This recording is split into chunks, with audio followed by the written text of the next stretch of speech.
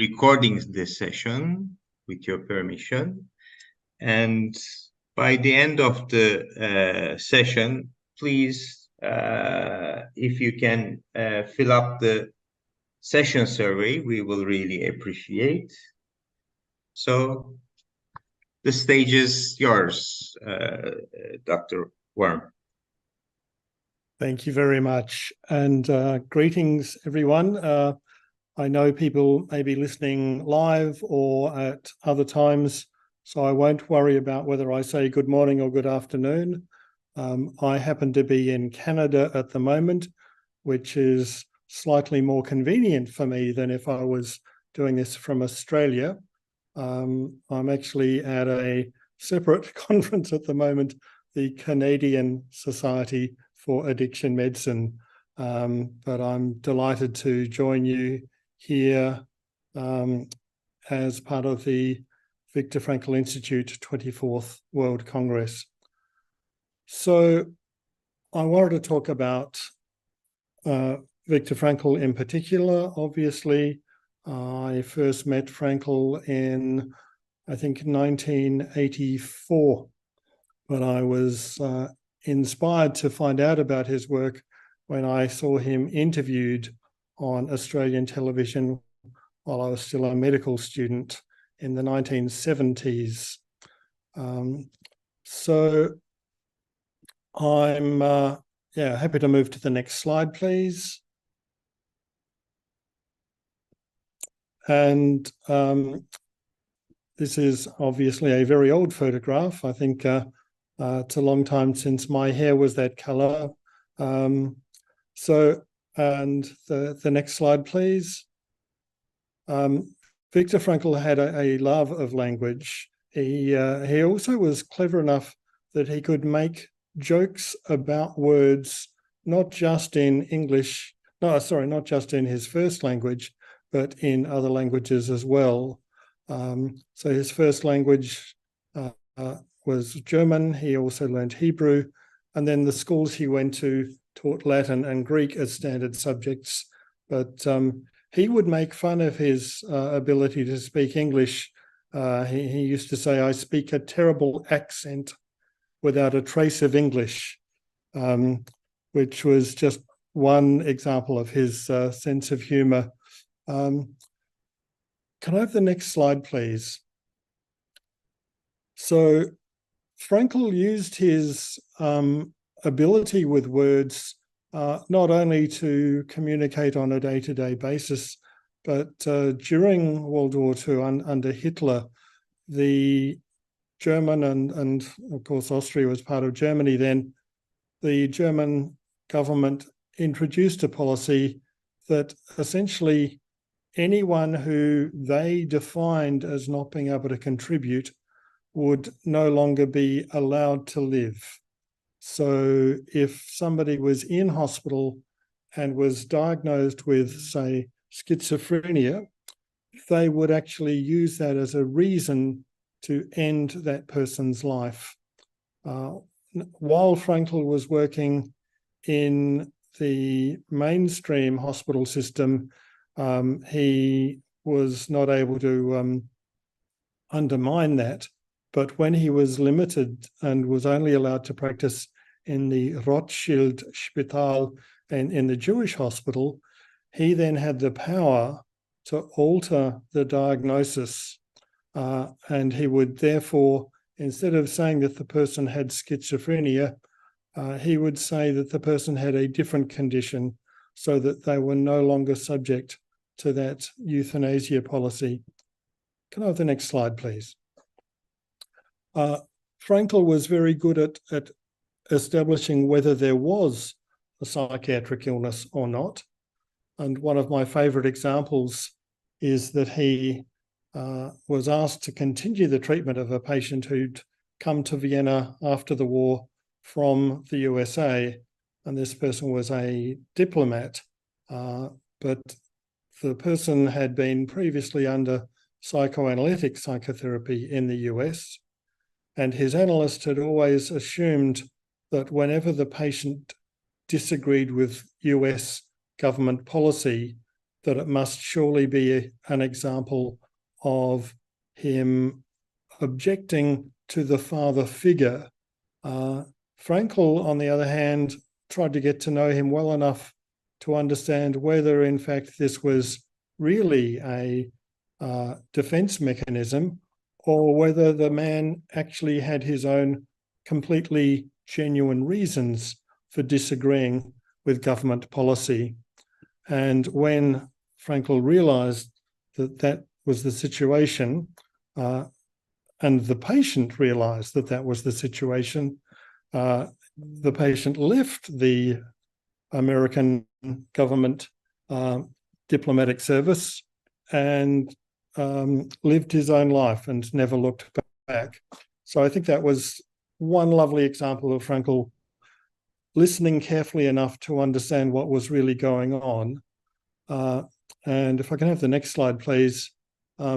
Another beautiful example of his skill and humanity was in the middle of the night, a person who he didn't know was able to ring through and speak to him and say that she was contemplating suicide. He listened and let her talk, and after a long phone call, she eventually agreed not to harm herself and to come and see him in his office the next day.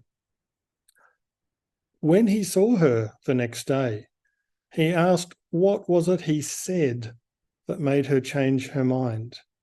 And she said it wasn't so much what he said, it was the fact that he answered the phone and listened. And I think that's actually a very powerful message. Can we have the next slide, please? Now, I'm going to quote a more contemporary reference here. This is now defined as an existential psychopharmacology, but essentially, even in this day and age, it's important for doctors to listen.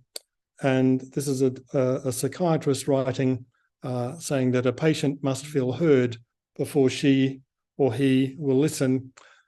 A listening-oriented approach to the first part of the visit, followed by specific questioning to clarify reported symptoms and elicit needed additional detail, enhances follow-up and adherence to medication treatment.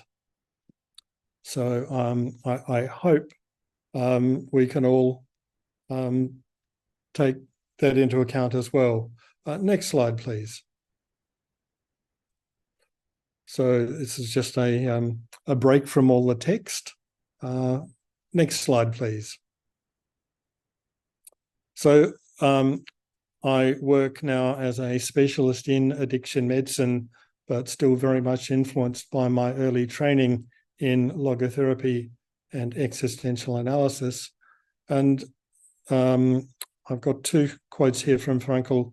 One saying that the essence of intoxication is the turning away from the objective world of being towards subjective experience. And essentially, I think a lot of you will also agree that people who wish to become intoxicated are often trying to limit their awareness of the world around them. Next slide, please.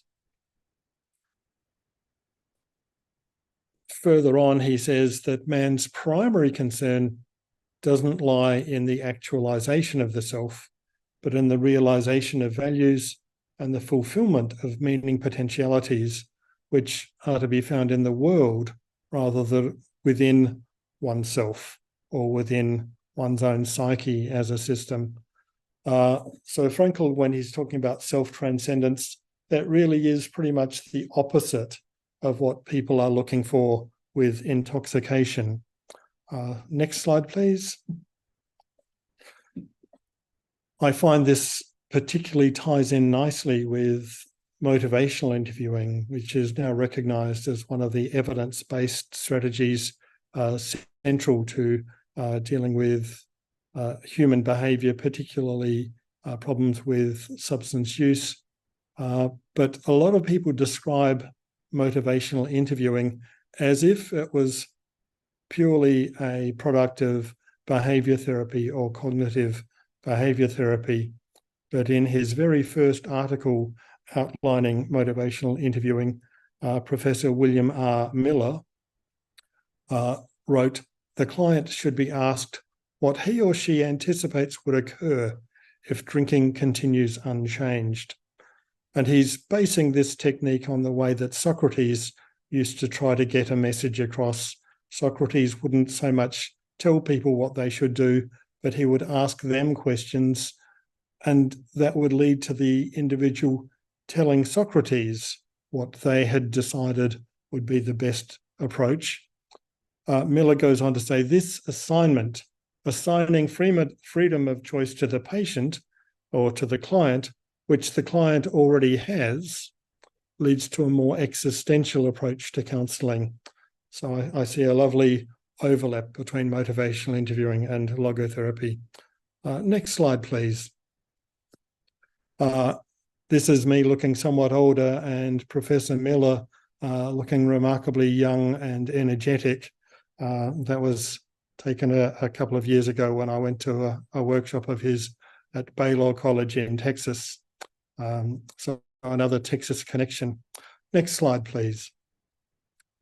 I want to talk now about Indigenous languages, and the other conference that I was at this morning, one of the sessions was opened by somebody as a local First Nations person welcoming people to Victoria in British Columbia.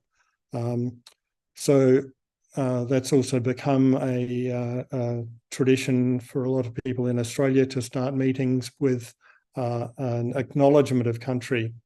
But I want to say here that, in fact, the United Nations General Assembly decided that not just 1 year, but a whole decade should be named as the International Decade of Indigenous Languages, to draw attention to the critical status of many Indigenous languages across the world and to promote language preservation, revitalization and promotion. Next slide, please. There's a lot of overlap here as well with logotherapy. Going back through some of my old issues of the International Forum for Logotherapy, I came across the work of Wolfgang Jelek and his wife Louise Jelek-Ahl. They had identified elements, excuse me, in Indigenous healing traditions, both in the North America region and also in the South Pacific, with I think some reports relating to Fiji and other parts of the Southern Hemisphere as well. Next slide, please. So some other work has been done more recently looking at whether there is a relationship between a community maintaining its own language and the mental health and the risks of young people.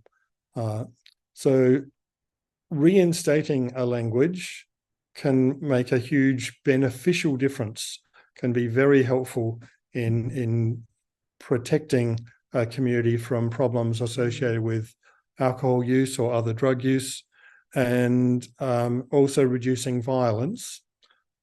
Next slide, please. And here, ironically, in British Columbia, youth suicide rates effectively dropped to 0 in a few communities where at least 50% of members of the group still had a conversational knowledge of their own language. Next slide, please. This is Professor Gilad Zuckerman, and he is a professor at the University of Adelaide. He is actually employed as a specialist in language preservation and revitalization, and he has been involved with funding from the National Health and Medical Research Council of Australia, he's been funded to work to preserve and revitalise the Bangla language. That's Barngala. Next slide, please. The language he's been working with is spoken largely in a part of South Australia near the town of Port Augusta and also the town of Port Lincoln. And with a team of colleagues, they've been working to reclaim, relearn, document, and transmit their language to the next generation. And the title of one of the publications is delightful. It says, "Our ancestors are happy or laughing or smiling." Next slide, please. This map just gives you a little bit of an idea of where the Bangla language is spoken. Sorry, I tried to improve on the clarity of the picture earlier today and failed miserably, but it's part of South Australia, and I'm happy to give more details to anyone who wants to send an email later. Next slide, please. Still talking about the Australian setting, a different researcher, Dr. Maggie Brady, has an interesting perspective on the phenomenon where people with alcohol problems sometimes stop drinking even without any formal treatment.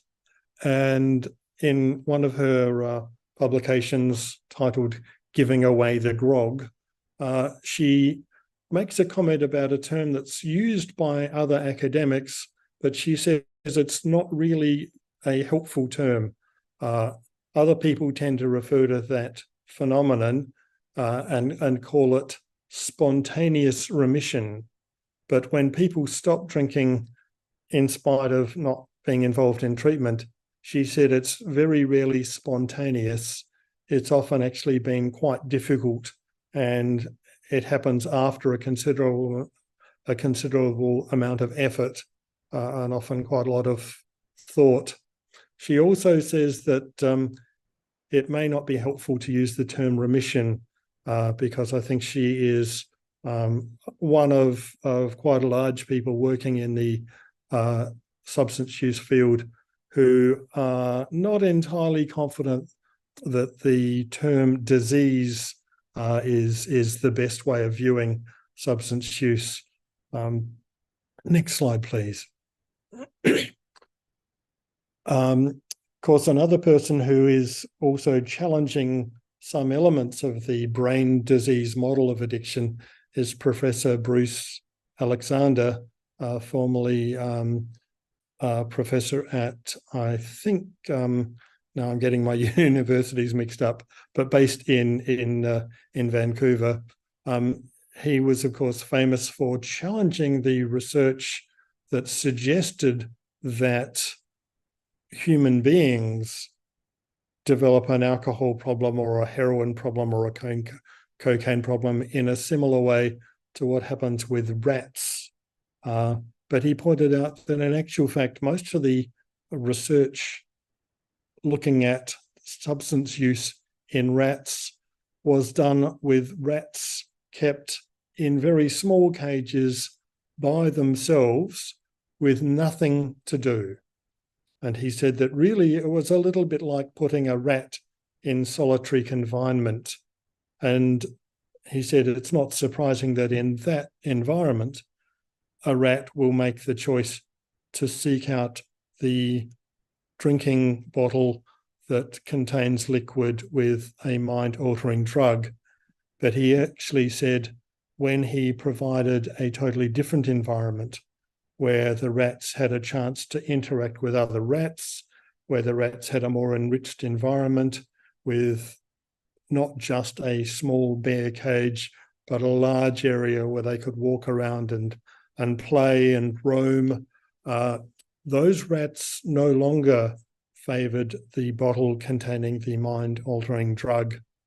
And he goes on to say, how can we possibly reach conclusions about complex, perhaps spiritual phenomena like human addiction by studying rats? And I rather like to think that although we do have brains and nerve cells and chemicals, that human beings are capable of making decisions, and that the role of decision making in substance use is probably important and worth exploring. Next slide, please. So one way of influencing human behaviour and decision making is to limit the availability. Some countries, alcohol is only available in very specific stores. Some countries, alcohol is also taxed in a way that the price makes people think twice about how much they will buy. Other places, it's more freely available. And in a sense, the use of the term drugstore is perhaps appropriate if the pharmacy is selling alcohol, just to remind people that alcohol is also a drug. Can we have the next slide, please? So I want to talk about bilingual patients. I want to talk about the need to make sure that we don't misidentify issues by only using one language. But ironically, if a patient has more than one language, it's probably still better to conduct assessments in the first language of the person. Some of this research indicates that people sometimes, if they are thinking about telling another person about their experience, they may not necessarily consciously, not necessarily deliberately, but if it's not done in their first language,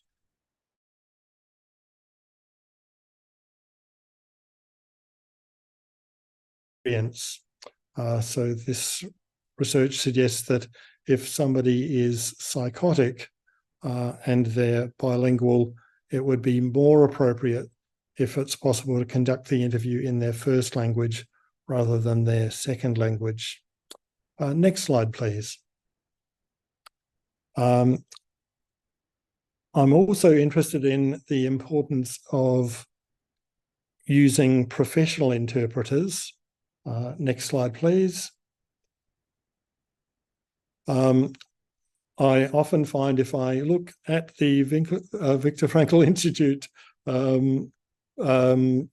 comments on Facebook, some of the discussions coming from different languages end up talking about existential analysis and speech pathology or speech therapy. Unfortunately, even Google Translate sometimes makes mistakes. Logotherapy is not an equivalent term for speech therapy.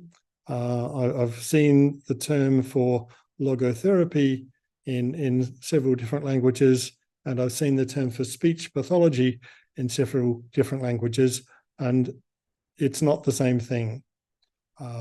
Once again, getting back to patients, getting back to client interviews, the other thing is that a professional interpreter will try to convey exactly what the client has said or exactly what the clinician has said. That is, of course, a reason to avoid using highly technical jargon. It's good to avoid confusion. It's also good to allow the interpreter time. So try to break up your questions or your statements into small chunks so that it's easier for the interpreter to convey your meaning. I would also suggest, if at all possible, to avoid making use of a family member or a friend to play the role of interpreter. Firstly, I've seen situations where it turns out that the family member had left their country at the age of 5 at which time they really wouldn't have had a very rich vocabulary to help in the assessment of a person's medical condition. But secondly, if there is a family member present when a health professional is assessing a patient, it is much more appropriate for them to be able to be themselves and fulfill the role of relative. Sometimes there are phenomena where, as part of a psychiatric illness, people will actually use words that do not exist in the language they're speaking. And this is something that most friends and families would have trouble conveying. Next slide, please. So I encourage people, where possible, to seek out professional interpreters and translators. Of course, I would also encourage logotherapists and existential analytic psychotherapists and counsellors. To the extent that any of us might be able to become bilingual, that would be a good thing. I learned German at school and learned Italian later on, but unfortunately, there is only so far that I have managed to progress with languages since I've left the role of student. Next slide, please.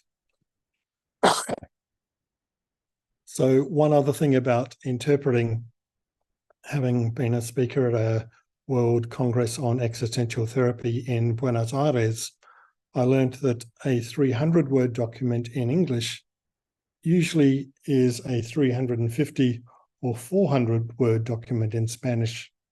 So a text in Spanish is often 20 to 30% longer than the equivalent text in English.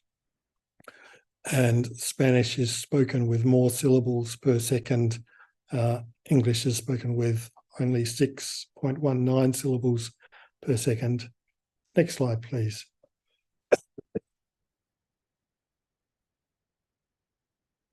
I want to move on to the way we communicate professionally, and particularly the use of terms that in everyday language might seem actually quite judgmental or stigmatized.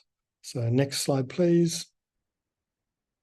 One particular example is the way people sometimes talk about substance use or alcohol abuse. Even with highly trained clinicians, if you present a scenario and talk about somebody and use the term alcohol abuse or drug abuser, these professional people will tend to suggest a form of treatment that is more punitive than if more neutral language is used. And if you think about it, the word abuse is usually thought to be a quite evil thing. Sex abuse, elder abuse. We don't call people with diabetes sugar abusers. We don't say that their blood is dirty with sugar. So along with the World Health Organization, who suggested this change many decades ago, I would encourage people to move away from using the terms alcohol abuse or drug abuse. Next slide, please. I had personal experience of trying to encourage a senior colleague to reword some documents that he had prepared to use in the waiting rooms of family physicians. He had generated a page of advice for people, but I suggested to him that because the heading said alcohol abuse, the people who might need to hear this information, the people for whom it would be good to read what he was offering, were less likely to read it because of the heading. People tend to not necessarily view themselves as abusing a substance. Next slide, please. and a study of people who were in treatment for heroin problems.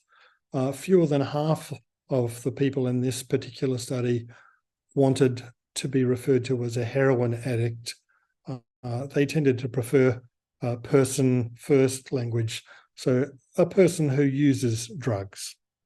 Next slide, please. So I hope I've given you a little bit of an overview of the role of language, the role of listening, the choice of words, the need to avoid stigma. Next slide, please. So please choose your words carefully. Please listen carefully. And even the pronunciation of a word is important. So Frankl chose the word logos from ancient Greek, which is often translated as word or breath, but also meaning. But logos is not the same as logos.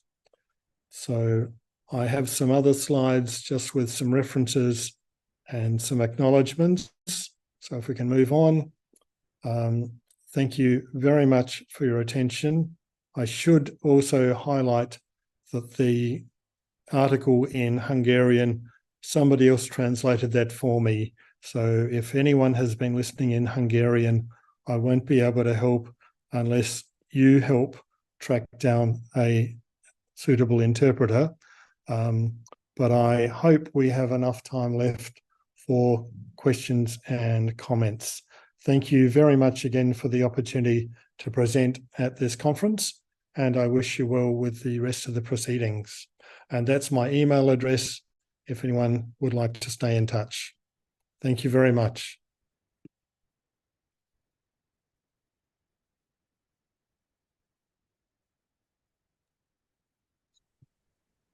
So we have 5 more minutes, so if there are questions, please, you can forward it.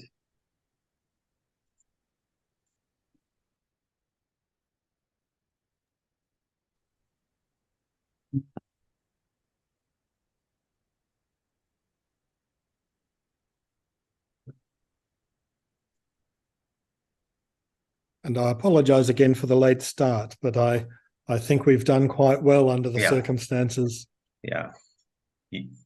You're the first person I've seen finished on time. I've been rehearsing. I want to make sure.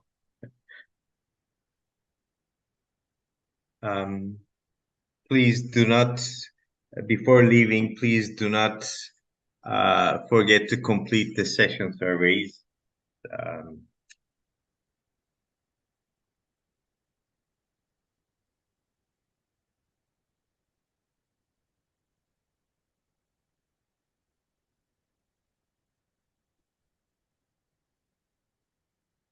I think there are no questions. Do you have any final remarks, emphasis? I suppose I hope that I was able to speak slowly enough that if people were using the automatic translation, that it was effective. Yes. Yeah. I must admit, I remember giving a talk at a conference in Austria in German, and somebody asked me at the end whether I was Swiss, and that made me wonder what had happened to my accent. But yeah, having grown up speaking only English at home, I was quite proud of having learned German well enough to get a job in a hospital, and in fact, in a personal comment to me, Viktor Frankl once said how he hoped I wouldn't mind, but he was very pleased to be able to comment that a person from Australia with limited German was willing to come and do a course and attend his lectures. Yeah, by the same token, it was really lovely to get to know him, and he was kind enough to give me the details of his sister who lived in Melbourne, Australia. So yeah. All right. Well, thank you, everybody. Thank you so much, Dr. Wurm. It's been a pleasure. Yeah. Thank you. So with your permission, I will be terminating the call. Okay. Thank you. Thank you, everyone. Goodbye. Bye-bye.